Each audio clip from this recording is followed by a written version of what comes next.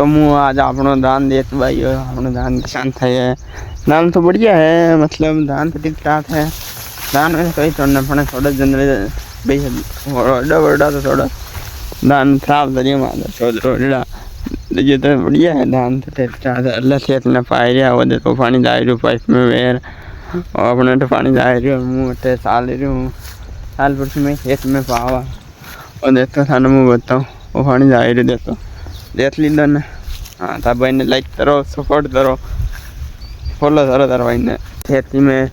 आज हम देखने आए हमारे खेत कैसा कुछ है यहाँ पर आए हम आज तो हम हमारे खेत का हाल चाल और गेहूँ की फसल कैसी हो रही है इसलिए देखने हम आज खेत पे आए हैं। गेहूँ की फसल तो अच्छी है देखो आप देख सकते हो हमारे पीछे गेहूँ की फसल तो अच्छी है ये देखो गेहूँ की फसल तो अच्छी है लेकिन कुछ